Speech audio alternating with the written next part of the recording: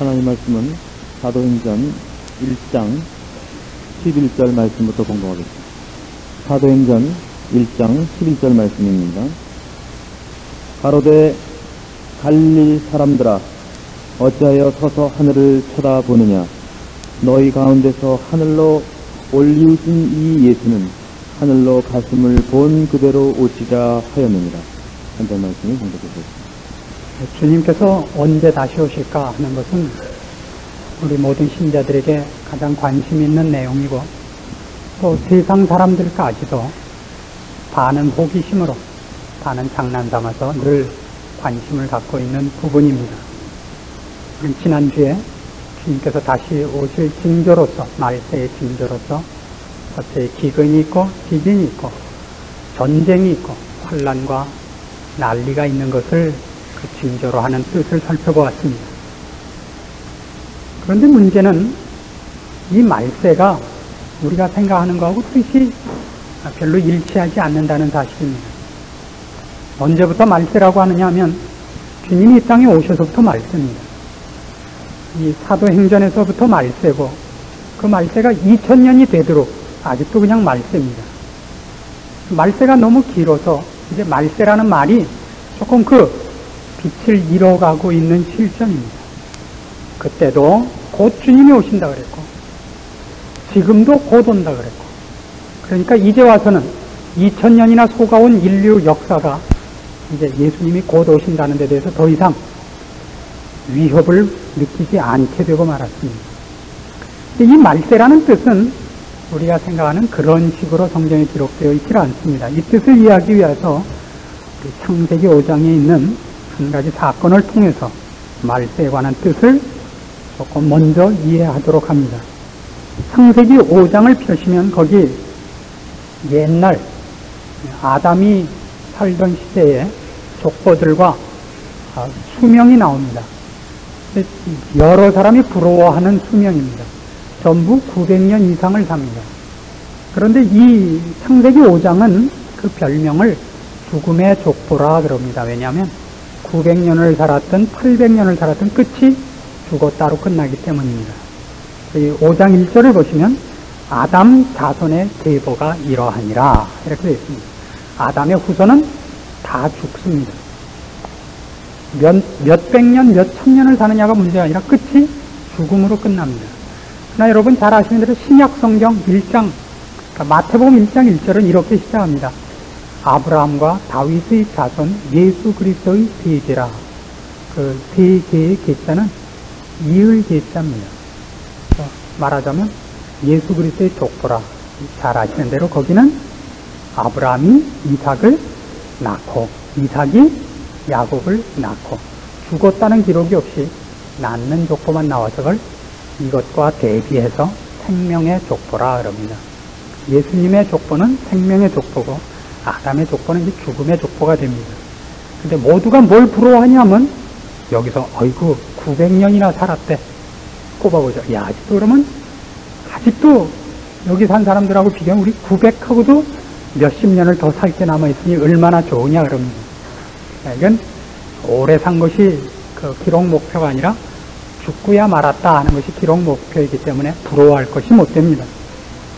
이 족보 중에 죽지 않는 사람이 하나 등장을 합니다.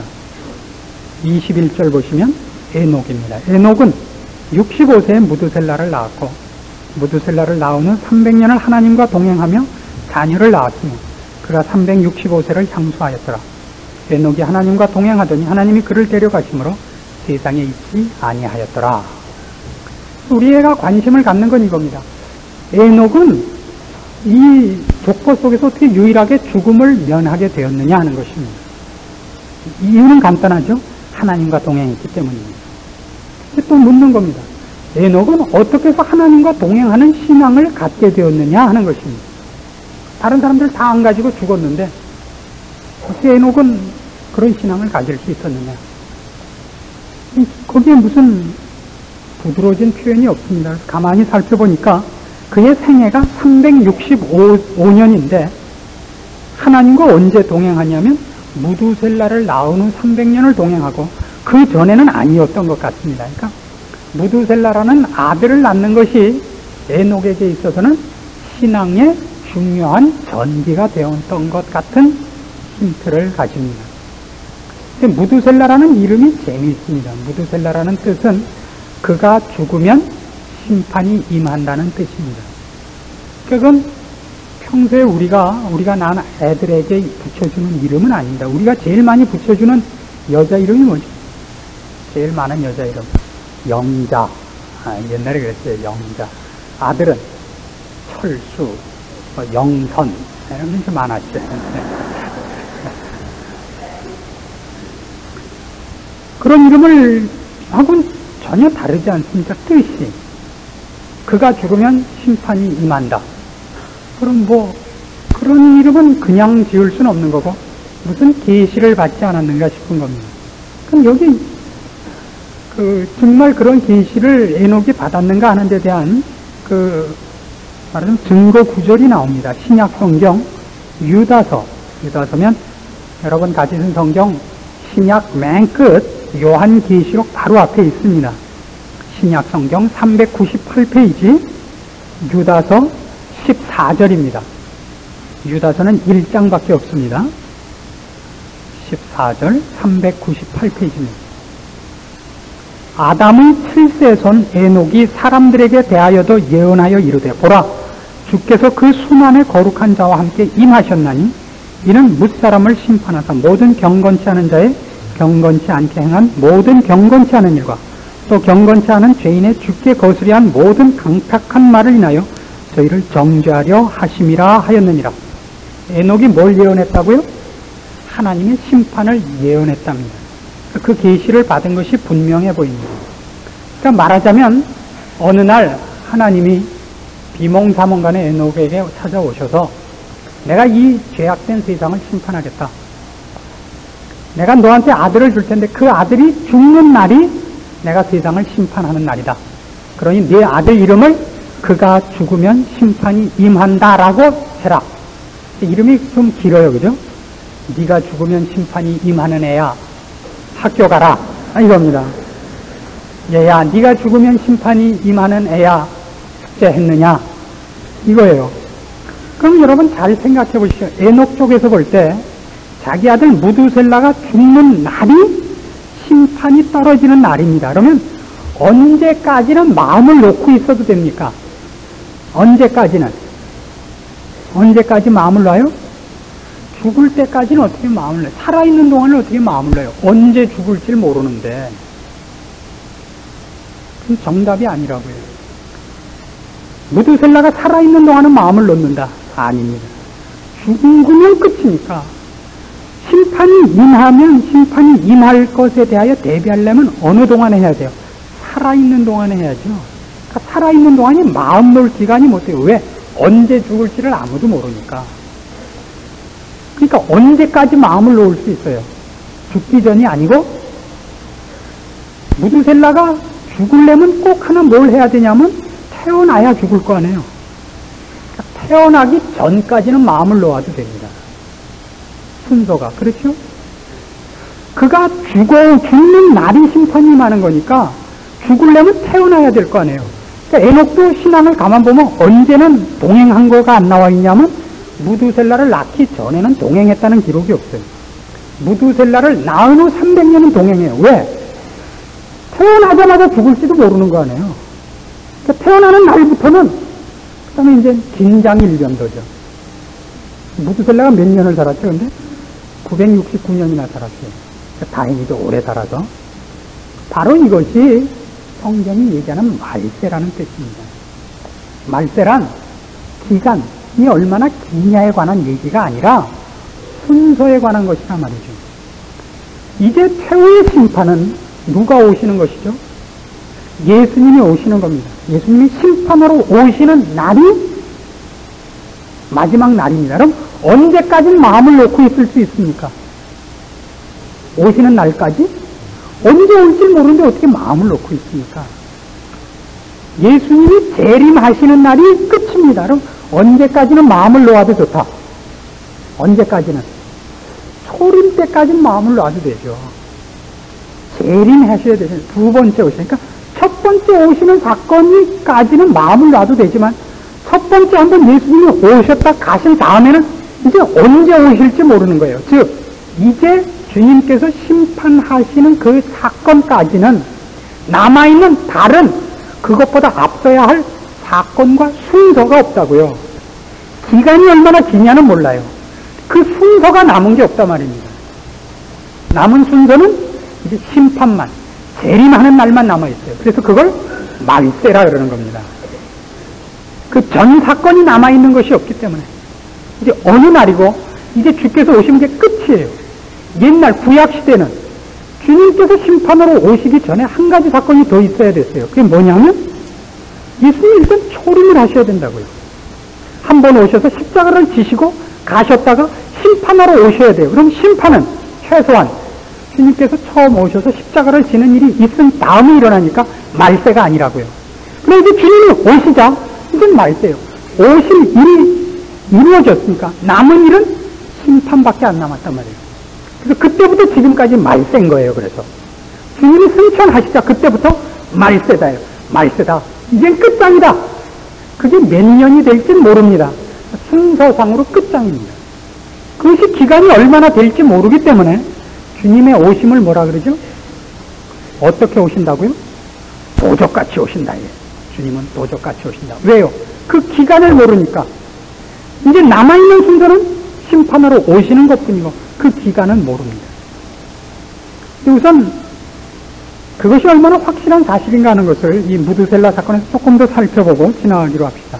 이 말씀이 역사적으로 이루어진 것을 창세기가 기록하고 있습니다. 25절 보시면 창세기 5장 25절 무드셀라는 187세에 라멕을 낳았고 라멕을 낳은 후 782년을 지내며 자녀를 낳았으며 그는 969세를 향수하고 죽었더라.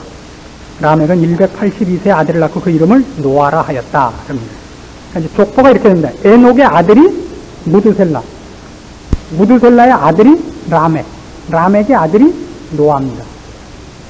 하나님의 심판은 노아 홍수로 떨어졌습니다. 실제로. 근데 그 연대가 재밌어요. 무드셀라의 아들이 라멕이고 무드셀라의 손자가 노아입니다. 그렇죠? 근데 무드셀라가 아들을 낳았을 때 몇 살에 낳으시느냐 하면 187세에 낳으십니다. 그리고 그 아들 라멕이 손자 노아를 낳는 건 182세에 낳았어요. 그러니까 노아가 태어났을 때 할아버지인 무드셀라의 연세는 187 더하기 182는 369세란 말이에요. 7장으로 가셔서 7장 11절 노아 홍수가 언제 떨어지느냐 하면 7장 11절 노아 600세 되던 해 2월 곧 그 달 17일이라 그날에 큰 기품의 샘들이 터지며 하늘에 창들이 열려 40주야를 비가 땅에 쏟아졌더라.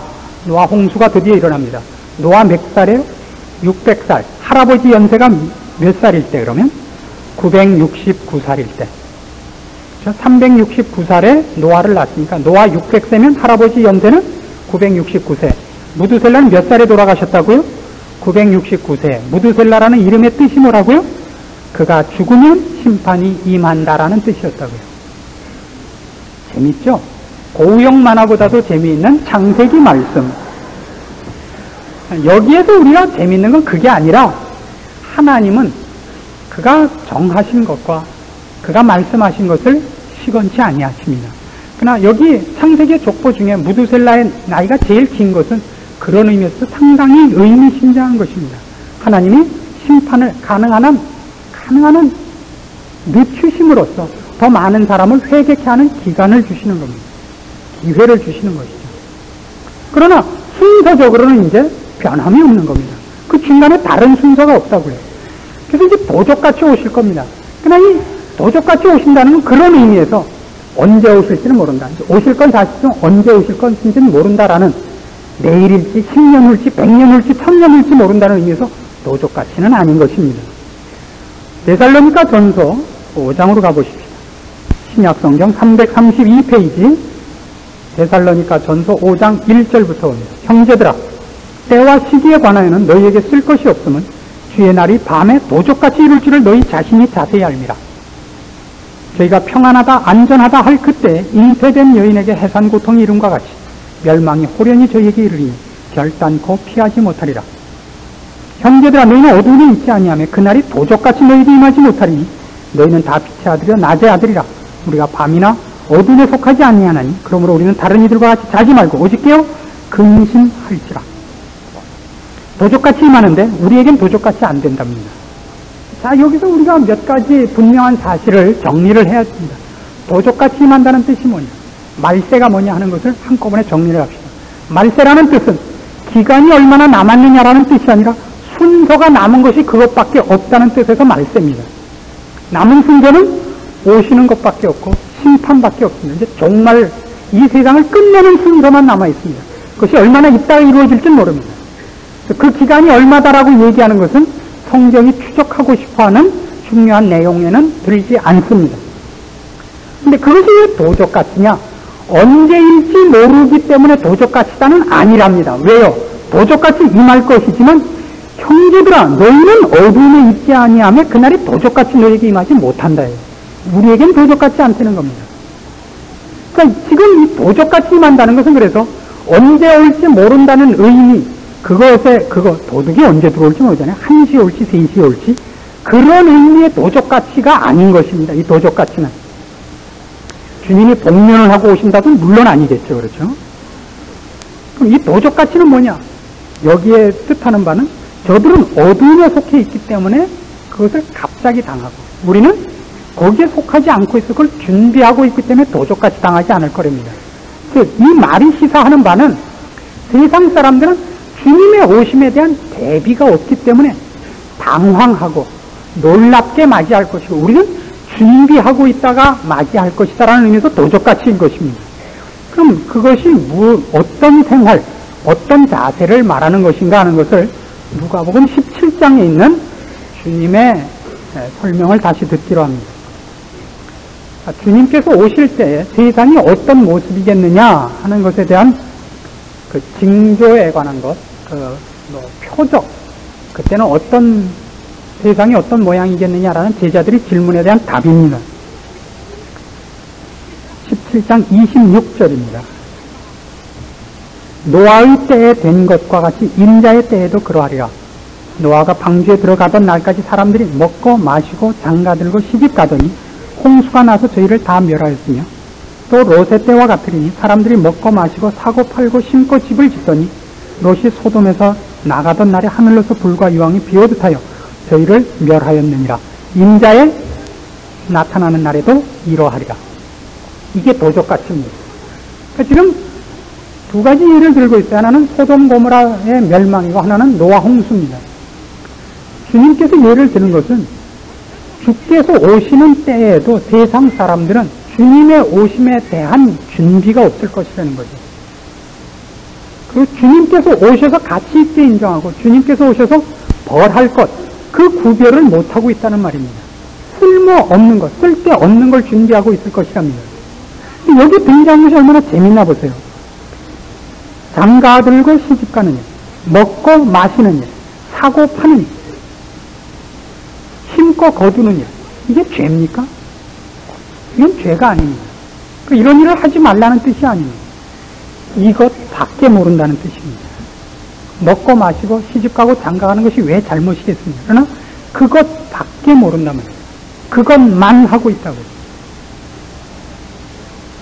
사실은 여러분이 이런 걸 좀 새겨서 들어주셨으면 고맙겠는데요. 지난주에도 방위 얘기를 좀 발세를 했더니 끝나고 나서 교무실에서 저를 호출을 했어요. 교무실에 갔더니 우리 교육자들 중에 알고 보니까 방위 출신이 더 많지 뭐예요.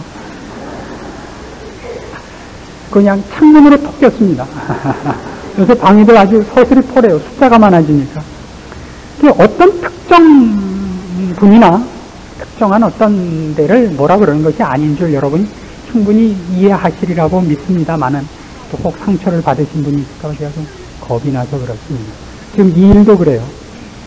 신방을 가서 저희 사는 땅이 있는데 좀 팔리게 기도해 주십시오. 그러면 좀 답답하단 말이에요. 그러니까 물론 모든 우리의 일상생활의 것을 주께 의지한다는 자세와 주께 메어 달린다는 건 충분히 칭찬할 만한 것입니다.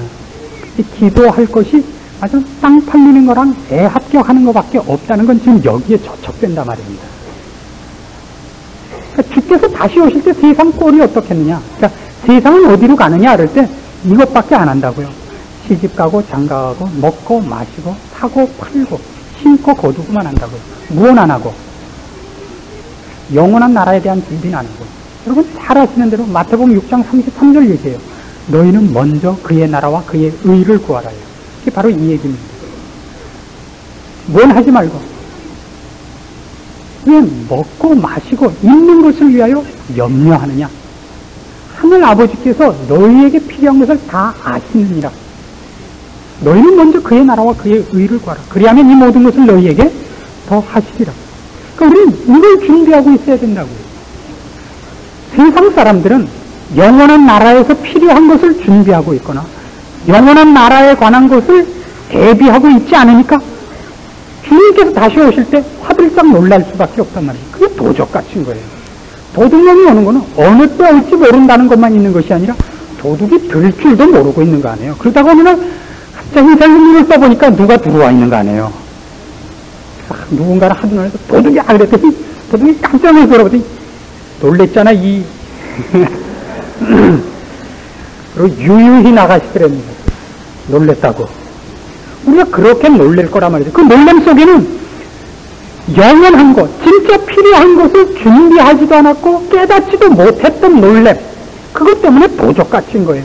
그런 의미에서 신자에게는 주님의 오심이 도적같이 임할 수 없다는 거죠. 그럼 이제 우리의 신앙을 점검해 봐야 될 때가 되지 않았습니까?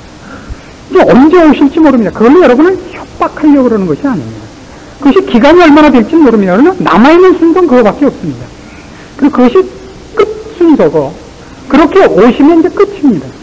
근데 그가 오실 것인데 우리 다 알고 있는데 준비는 하나도 안 하고 있잖아요. 답을 맞춰요. 시험 보면 주님은 언제 오시는가? 곧 오신다. 그 곧은 순서에 관한 거란 말이에요. 순서에. 다른 순서가 이제 하나도 남은 것이 없다. 내일이다 모레다 1시간이다라는 곳이 아니라 곧 오신다. 그럼 어떻게 살아야 하는가?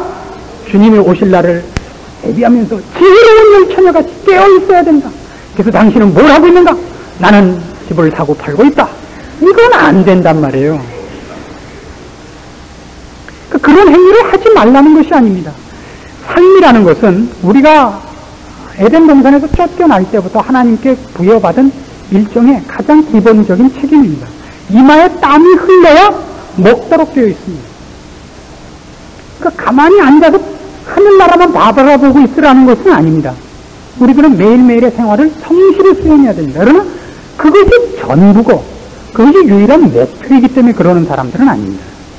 우리가 시집을 가고 우리가 장가를 가면 경건한 가정을 만들며 경건한 후손을 만드는 것이 우리의 책임입니다.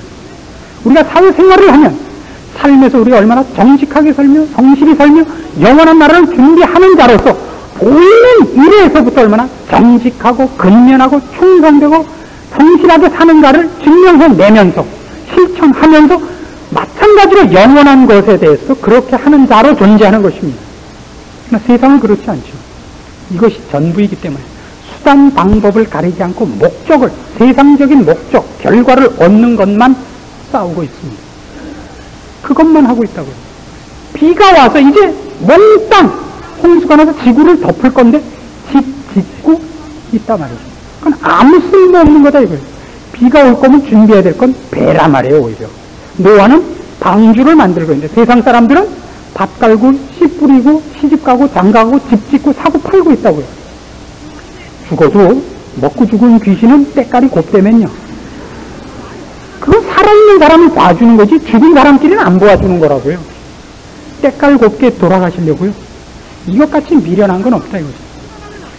롯을 소돔 고모라에서 뽑아낼 거라고요. 거기가 영원한 집이 아니라고요.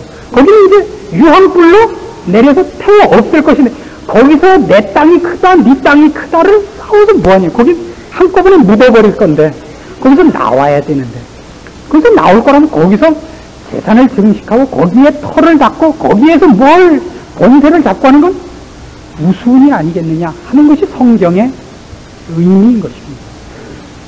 여러분을 저는 세상을 등지고 회피하고 살려든가 염세적이 되라든가 정신이 횟가닥하려는 뜻은 아닙니다.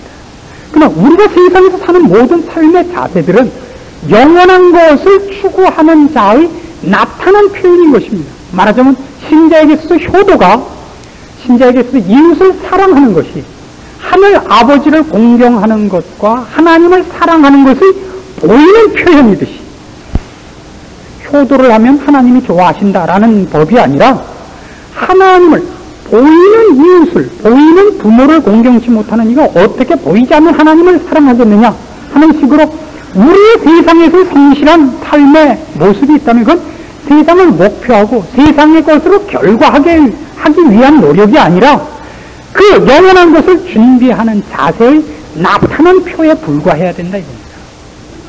이것이 유일한 것이어서는 안 되는 겁니다. 우리의 모든 것을 동원해서 이거 사고 파는 거 많이 걸리시죠? 사고 파는 거 거기에 너무 우리의 모든 것을 걸어서는 안 된다 하는 것을 마음에 짚으셔야 됩니다. 갈릴리 사람들아 왜 하늘을 쳐다보느냐? 너희가 본 이 예수는 올려가심을 본 그대로 오시리라. 성경은 이렇게 끝을 맺습니다.